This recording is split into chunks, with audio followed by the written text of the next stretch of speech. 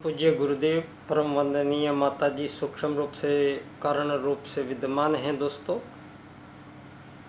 माँ गायत्री की असीम अनुकंपा इस चराचर जगत को, जब ये पूरी धरती ग्रह उपग्रहों का निर्माण जिस परम सत्ता परमात्मा ने किया और उनमें से एक बेहतरीन स्थान ये छोटी सी एक धरती बनाई, और इस धरती पर उसकी कारीगरी, अगर हम वैसे हमें समय नहीं मिलता है इन चीज़ों के लिए, बाकी अगर हम देखें तो प्रोफेसर जगदीश चंद्र बसु जी ने अपने जीवन काल में कई प्रयोग किए और उन्होंने ये बात साबित की कि पौधे जो हैं वो मानव के दुख में दुखी होते हैं और मानव के सुख में सुखी होते हैं। मतलब फीलिंग्स का ट्रांजेक्शन होता है पौधे में और मानव में। तो ये उन्होंने कई प्रयोग किए थे और ये सारी दुनिया के सामने रखा। तो वो बात सिद्ध करती है, ये बात सिद्ध करती है कि जो परमात्मा का जो एक अंश आत्मा है वो उसी मानव में वो भी है और उस पेड़ में भी वही है। और मेरे पास आजकल ये दिखाता हूँ आपको। एक ये है मेरा, और रुकना यार। तो इसको छोटा से लाए थे, मुझे शौक़ नहीं था, बच्चे ले आए तो मैंने इसको, अब घर में मुझे रहना था, अभी तो घर में रहता हूँ, तो अब शुरू में थोड़ा सा इनसे लगा, लेकिन बाद में अब ये धीरे धीरे एक कुत्ता है एक बिल्ली है, दोनों साथ देखते हैं तो लोग कहते हैं यार ये आप कैसे रखते हो इनको साथ में, खाते नहीं हैं। मैंने कहा भाई वो जैसे शेर और बकरी एक ही घाट पे पानी पिला देते थे हमारे जो ऋषि मुनि थे, तो वो पावर तो आज भी है, विद्यमान है। वो शक्तियाँ कहीं गई नहीं है, वो शक्तियाँ तो विद्यमान हैं। बस हमने उन शक्तियों को उनको प्राप्त करने का जो मार्ग था, ये मार्ग की अदला बदली हो गई है यहाँ धरती पे। अभी आज की जो सिचुएशंस बन के आ रही है धरती पे, अब एक तरीके से तो देखा जाए कि सब एक ही बात बोलने पे आ रहे हैं। सारी धरती के जितने भी देश हैं वो आज़ाद देश बने थे, वो सब आज़ादियाँ बांटी गई थी।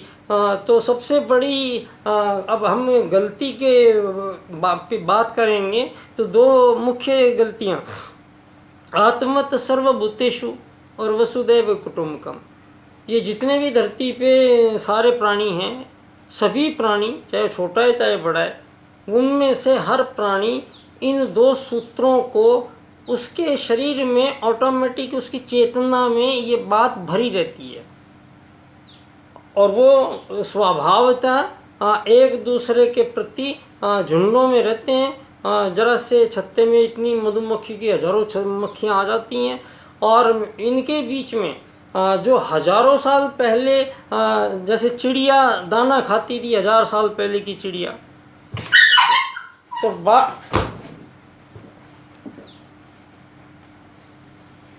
तो 1000 साल पहले चिड़िया दाना ही खाती थी। तो ऊँट इतना बड़ा जानवर है, तो ऊँट पत्ते खाता है, तो बकरी भी पत्ते खाती है। तो यहाँ अगर आप कहोगे कि शरीर के उस हिसाब से तो ये दोनों का आहार सेम है, तो क्या ऊँट ज़्यादा बड़ा है तो आप कहते हैं कि उसको मीट खिला दिया जाए अगर 2 किलो तो उसको ज़्यादा कैलोरी मिलेगी, वो ज़्यादा दौड़ेगा। आप तो रासायनिक प्रयोगशाला में ये सिद्ध तो कर ही सकते हो आप इजीली, लेकिन आप ये सिद्ध नहीं करते बाद में जाके कि जब वो आपकी जो चीज़ है वो बॉडी के अंदर गई है तो उस जीव जो स्पेसिफिक टाइप के जो इंटरनली बॉडी ऑर्गन्स और दूसरे जो उनके रस रसायन हैं, स्राव हैं, वो सब में डिफरेंट होते हैं। परमात्मा ने ऐसा व्यवस्था करी है कि मतलब कई जीव हैं तो उनको अलग अलग, कबूतर है दाने खा रहे हैं, एक दिन मैंने कबूतरों को डाले दाने, तो बहुत सारे कबूतर आके उन दानों पे झपटे मतलब आगे बैठे। वो तो थोड़ी दूर से दो दाने गिर गए, वहाँ पे छोटी छोटी वो चिड़िया बैठ गई आके। तो मैंने देखा, और कौवे कौवे वहाँ आ नहीं रहे, और कुत्ता बैठा है, वो कुत्ता तो वो दाने से कोई मतलब नहीं है, तो कौवे को कोई मतलब नहीं है दाने से, वो उड़ के चले गए। लेकिन जिनको मतलब था कबूतर को और उन चिड़ियाओं को, तो वो वहाँ बैठ गई आगे। तो बैठ गई, अपने अपने दाने चुगने लगी। तो सारे दाने पे उन्होंने बहुत जल्दी चुगे थे, और वो छोटी चिड़िया इधर, तो वो कबूतर उसको नहीं कह रहे हैं तो तू भाग यहाँ से, तू क्यों खा रही है यहाँ पे, हाँ ये तो हमारा है, हमारे कब्जे का है, उसको अधिकार ही नहीं है। तो कबूतर उसको मना कैसे कर सकते हैं, मना नहीं कर सकते। कोई कब्जा नहीं हो सकता इन आहार पे, किसी का भी कब्जा नहीं हो सकता आहार पे या धरती के जीवों के लिए। तो ये आहार की त्रुटियां हुई सबसे ज़्यादा। तो मानव पे जो है, ये जो जिस तरीके का मानव शरीर है और दूसरे जीव जंतुओं के शरीर है, सभी शरीरों के लिए उस परम सत्ता परमात्मा ने इस धरती माँ को ऐसा वरदान दिया हुआ है कि ये किसी भी जीव को भूखा नहीं मारती है आज तक भी। इतनी पॉपुलेशन तो 7 अरब लोग तो मानव आ गए हैं धरती पे। जब ये आए कब से, ये 100 साल में ये सारी दुनिया ने बच्चे पैदा करने के अलावा धरती पे और कुछ किया ही नहीं, क्योंकि जीवन दर्शन क्या था, भोगवादी। और जीवन में आनंद किसका आया, धन से नशों का आनंद आया, धन से फिर व्यभिचार का आनंद आया। और ये आपके सारी दुनिया में ये सरकार ने सारी सरकारी दुकानें शराबों की गली गली में फैला रखी है। तो वो क्या अगरबत्ती उतारने के लिए फैला रखी है क्या वहाँ पे? तो लोग शराब पिएंगे, शराब लोग पिएंगे।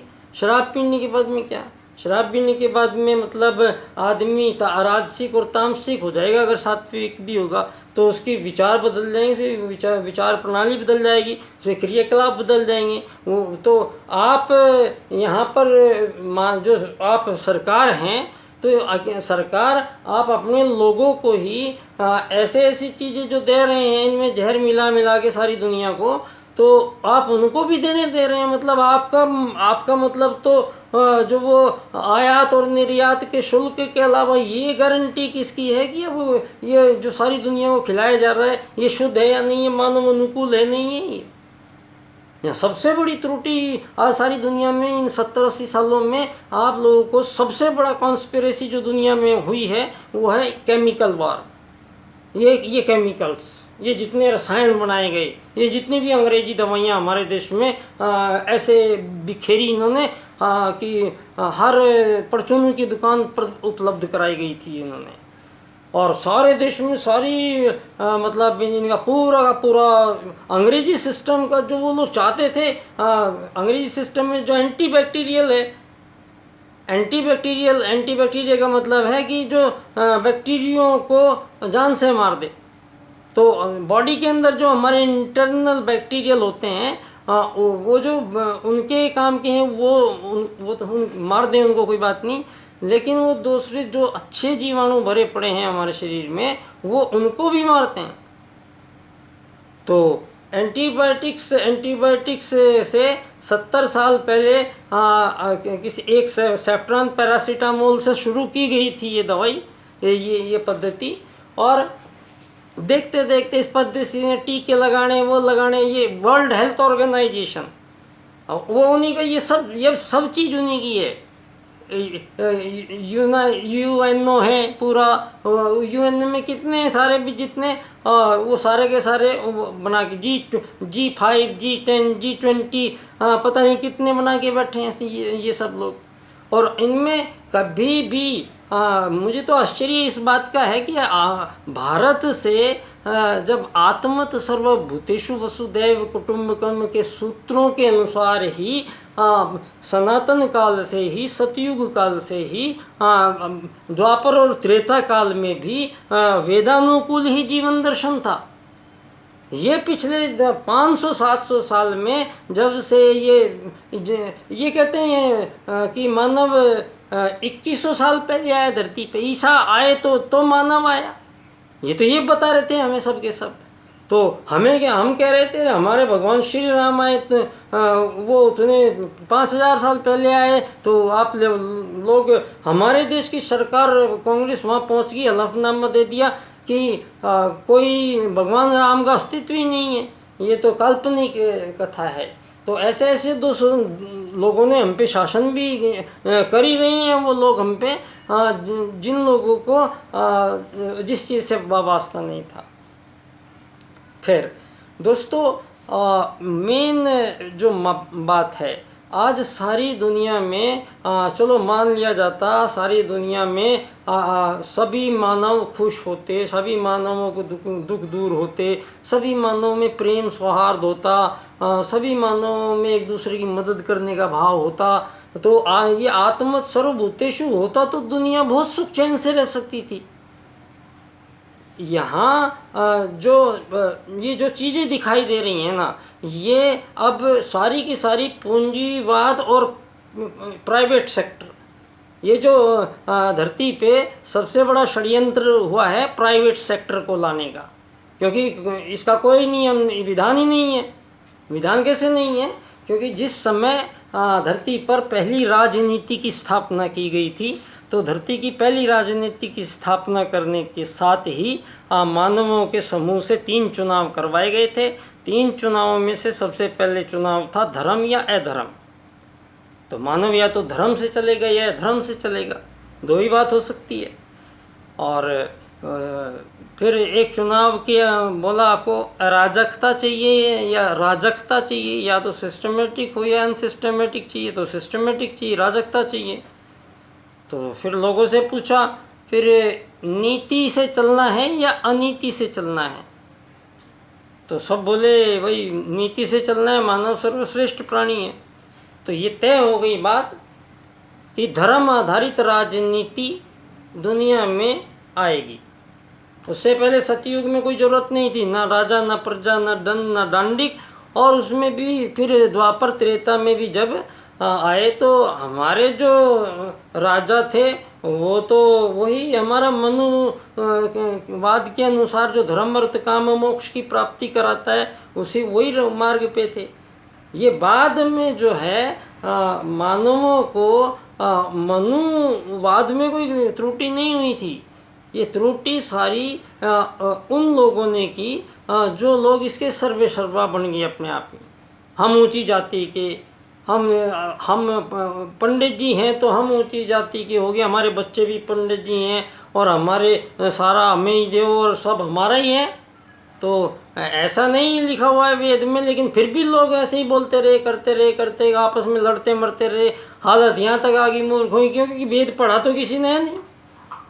तो नाम सुन लिया और सनातन और वेद को ऐसा बौखला के देखते हैं जैसे पता नहीं दुनिया में क्या गया। उनको ये नहीं पता है कि ये दोनों चीज़ आपकी उत्पत्ति इन्हीं 2 चीज़ों से है। तो यहाँ पर बात को अधूरे हैं, अधूरे कैसे रहे? देखो, इस बात को पंडित दीनदयाल उपाध्याय जी ने अर्थायाम के राजनीतिक दर्शन से स्पष्ट करते हैं। वो कहते हैं कि मानव धरती पे जो आया है वो परमात्मा का एक अंश आत्मा है, वो इस शरीर में है, और ये शरीर में है तो अब शरीर मानव है। अच्छा, अब वो जो है अंदर, वो जो आया वो अगर निकल गया तो ये शरीर क्या मानव है? फिर ये शरीर मानव नहीं है। ये उदाहरण समझ लेने के लिए काफ़ी है कि हाँ, कोई आत्मा है और वही उसका परिचय है। तो यहाँ जो शरीर को जीना पड़ा है दुनिया में, जो शरीरों को आपने ये किसी को गुलाम बना रखा है, किसी को नौकर बना दिया, किसी को मालिक बना दिया, किसी को अमीर बना दिया, किसी को गरीब बना दिया, ये कौन बना रहा है? ये सारी दुनिया सोच रही है कि ये शायद भगवान ही बना रहा है, ये शायद भगवान ही बनाता होगा अमीर गरीब। लेकिन ये जब मैं इनकी पूरी जड़ में पहुंचा तो ये तो आश्चर्य मुझे इस बात का हुआ कि ना ही वेद में कहीं और ना ही हमारे पूरे सनातन में यह कोई विचार ही नहीं था कि ये धन आधारित जीवन पद्धतियों का विकास होगा। हाँ, मैंने कई बार उदाहरण दिए इस पे। एक छोटा सा उदाहरण, जब मैं छोटा सा बच्चा था तो मेरे गांव में, पश्चिमी उत्तर प्रदेश में, वहाँ थोड़ा दूर दूर शहर होते थे, तो हम लोग गेहूँ और गन्ने की फसल ज़्यादा उगाते थे। तो हमारे घर में अब महिलाएं पर्दा ही करती थी, सभी एक दूसरे से बहुत सम्मान था। वो महिलाओं का अंदर अलग रहता था, फिर आगे पशुओं के लिए स्थान रहता था, वहाँ वो बंधे रहते थे क्योंकि उन्हीं में ही हमारा टाइम कटता था सारा दिन। फिर उनसे आगे लोगों का बैठने का होता था और चौतरे पे, और वहाँ पे हुक्का रहता था और बहुत सारे मुड्डे, और बैठ के लोग बातें करते रहते थे। तो उस समय की बात है जब हम छोटे से थे, तो बातें उस टाइम चलती थी राजनीति की। चौधरी चरण सिंह खड़ा हो रहा है भाई, इसका तो थोड़ी थोड़ी मन में आती थी। हमारे बिल्ले टांग दिए, हम भी बिल्ले लेके घूम दिए और बोल दिए। तो आज़ादी आज़ादी की जिंदाबाद, आज़ादी जिंदाबाद में तो बहुत बोलता रहा। तो बोलता रहा ये, लेकिन ज़्यादा बोल नहीं पाया, उससे पहले निराकरण हो गया समस्या का। तो दोस्तों, यहाँ मानवों को ये जो राज्य की नीति में परिवर्तन हुआ है, जो धरती पे पहले मनुवाद थे, धर्म अर्थ काम मोक्ष, उनको प्राप्त कैसे करना है? ब्रह्मचर्य गृहस्थ वानप्रस्थ संन्यास से, सिंपल एकदम। वहाँ वो जीवन पद्धति में ये धन आधारित नहीं थी, और धन आधारित तो ये अगर आर्थिक उदारीकरणवाद मनमोहन सिंह ना लाते देश में तो शायद हम फिर भी और कुछ कर सकते थे। लेकिन जब हस्ताक्षर कर ही दिए और फिर आदरणीय मोदी जी भी उसी ट्रिलियन इकोनॉमी में भाग लिए। उनको तो रुक के एक बार ये देखना पड़ेगा कि भाई दीनदयाल जी क्या कहते हैं। दीनदयाल जी ने स्पष्ट कर दिया था जब भी आज़ादी के टाइम, जब बात चली कि भाई अब जनसंघ बन तो गया है तो इसका एजेंडा क्या रखेंगे, इसका वो कौन बनाएंगे, कि कैसे बनेगा। तो दीनदयाल उपाध्याय जी ने उसी समय ये क्लियर कर दिया था कि जो चुनाव की प्रक्रिया है वो सबकी मानी जाएगी, सबका हम स्टडी करेंगे, लेकिन मूल पत्र को ज़रूर देखेंगे। तो हमें मतलब सबकी नीतियाँ क्या है, तो सबकी नीतियों को हमें देख के और ऐसी